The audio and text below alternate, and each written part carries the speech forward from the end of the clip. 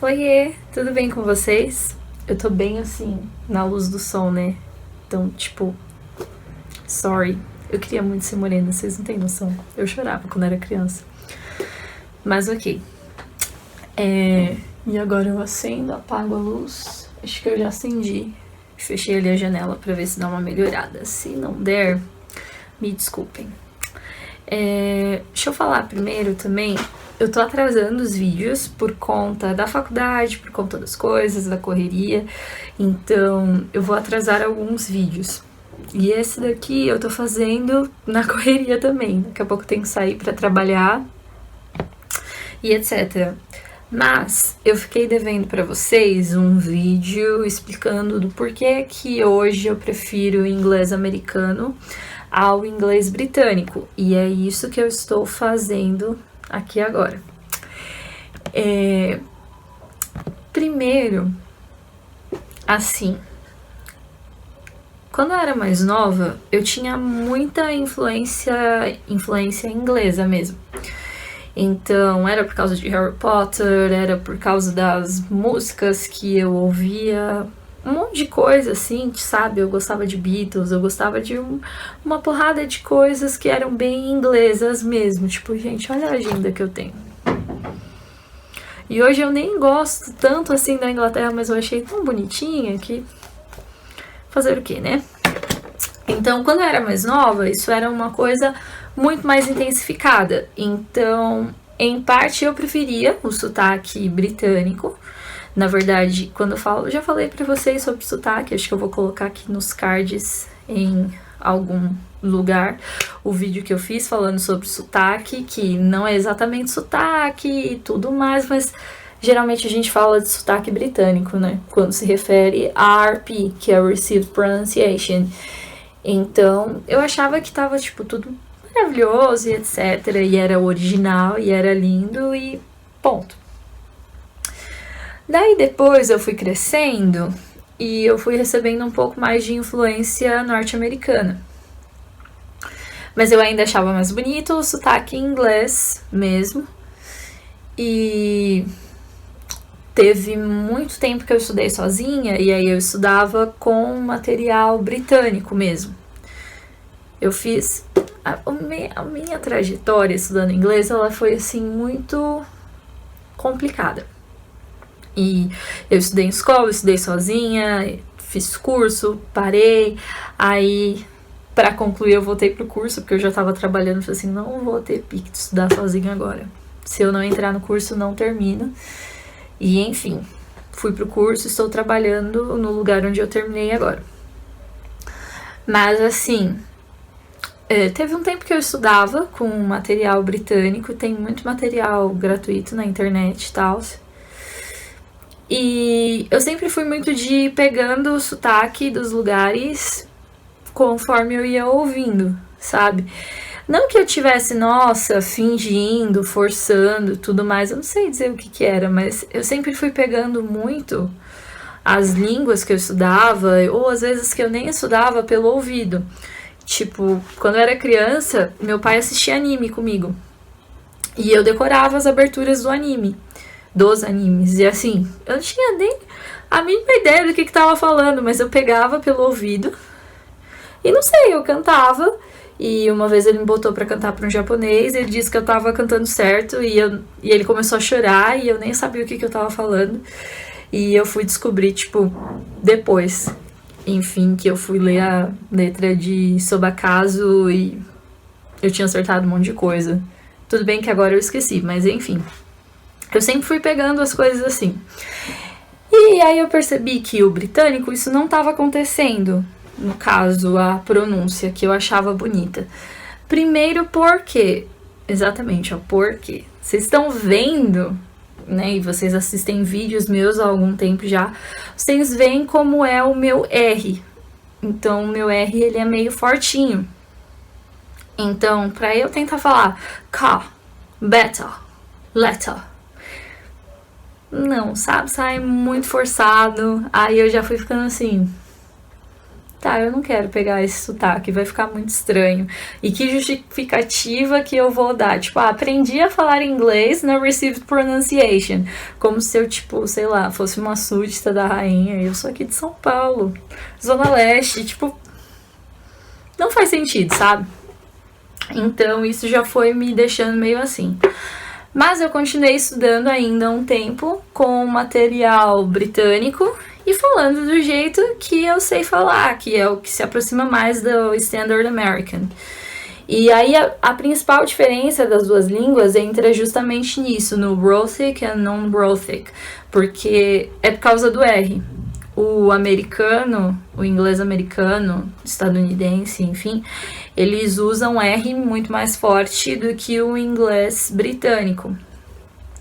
Mas aí, beleza, tipo, fui falando do jeito que eu sabia falar e etc. E tudo bem, ainda achava o sotaque lindo, maravilhoso, a Received Pronunciation e tal. E aí, quando eu entrei nesse curso, que é onde eu trabalho hoje, eu lembro que eu tava, na época eu ainda usava o Facebook, que hoje tá bem largado. Mas aí eu tinha curtido uma página lá do curso, não sei, e aí eles jogaram uma enquete, tipo assim... Vocês sabiam que, na verdade, foram os ingleses que mudaram o sotaque e não os americanos? E eu fiquei tipo assim... Oxe, que história é essa? Uma ideia errada, que? E fui procurar, né, assim, materiais que falassem sobre isso. E não tinha nada em português. Só que tinha em inglês. E aí eu fui ver que sim, realmente eles mudaram o sotaque praticamente. Inclusive, ontem eu peguei um livro na faculdade, porque eu vou colocar link disso que eu tô falando, mas eu vou colocar em inglês mesmo, porque foi em inglês que eu encontrei. Mas ontem na faculdade eu tinha que ir lá renovar, devolver os livros, etc. E eu peguei esse livro aqui, que eu comecei a ler também ontem, ó. A Social History of English. Ele é de linguística, de inglês, mas é de sociolinguística também. Então tinha vários livros no mesmo tema, mas esse daqui é uma história e ninguém pegou, eu fui a primeira a pegar. Eu não sei se isso é bom ou se isso é preocupante, né? Porque professores de inglês deveriam se preocupar com essas coisas, mas enfim. Aqui vai contando a história da língua inglesa, etc, etc, etc. E aí que eu descobri nesse link lá que eu peguei, não sei aonde, que os ingleses que mudaram o sotaque deles e não os americanos. E eu sempre pensei que tinha sido o contrário, sabe? Pela lógica aqui, tipo, Brasil e Portugal, sabe? Como a nossa língua portuguesa é diferente e foi evoluindo por uma questão linguística mesmo, porque as línguas evoluem, mudam e se transformam e etc. E eu pensava que tinha acontecido a mesma coisa, no caso, Estados Unidos e Inglaterra. Então, eu fiquei muito chocada quando eu descobri que não. E a história foi bem assim mesmo, tipo... Acho que tinha uma região, se eu não me engano, era Oxford, coisa assim. Eu tô até procurando aqui para confirmar, mas eu confirmo na legenda. De uma classe emergente que estava crescendo e eles estavam adotando o sotaque que eles achavam mais bonito e etc. E aí, no vídeo anterior, o último que eu fiz, eu falei sobre preconceito linguístico, a forma como eu discordo. Porém, eu acredito que sim, tem que haver um padrão na escrita e tudo mais. Mas eu acredito hoje, conhecendo essa história, que foi muito preconceito que eles fizeram ali. Porque realmente tinha como se fossem tutores e etc. para mudar o sotaque das pessoas. E se você não falava com a RP... que também é conhecido como BBC English, porque a BBC fez parte disso e etc. E não é à toa que tem vários cursos, vários resources e materiais variados. Você era inculto, você era burro, sabe? Houve uma pressão realmente e... foi uma coisa assim, tipo, sabe? Pra falar o inglês ali como súdito da rainha, que também uma das formas é The Queen's English ou The King's English, alguma coisa assim. Além de RP e BBC English, como chamam Received Pronunciation. E eu fiquei assim um tanto quanto enojada, sabe, pra falar pra vocês. Quando eu vi aquilo, eu disse assim, meu...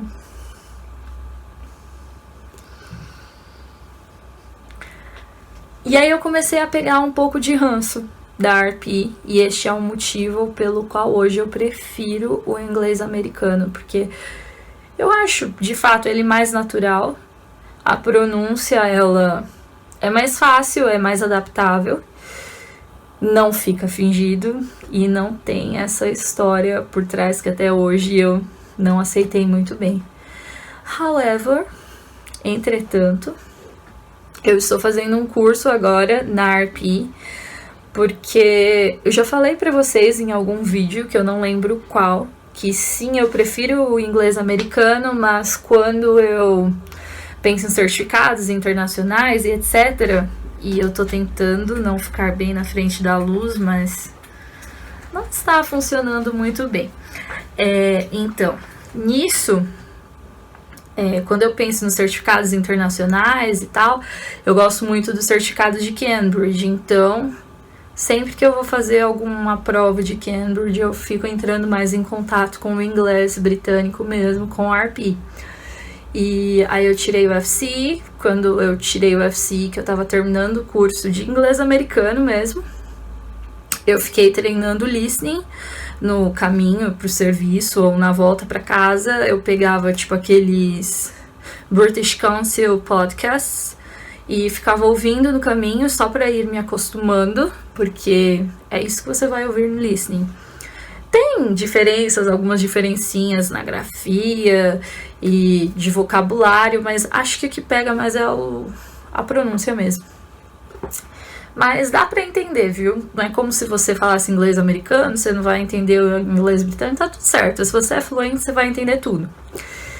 E aí que eu tenho planos de, no ano que vem, talvez, se a agenda permitir, se eu conseguir estudar, se eu conseguir conciliar com a faculdade, com tudo que eu quero fazer, tirar o CAE, que é um nível acima do certificado que eu tenho. Então, eu comecei a estudar também um outro curso da BBC, já pra ir me acostumando e treinando e voltando a pegar o sotaque. Não pegar o sotaque pra falar, mas vocês entenderam, né? Pra eu me familiarizar pra prova e tudo mais. E é isso. Eu tenho que parar por aqui, porque ainda vou correr pra almoçar e sair pra trabalhar e voltar a estudar. Tem muita coisa acontecendo e eu preciso terminar as tarefas da faculdade. Então, futuramente eu falarei sobre isso. Beijo, tchau!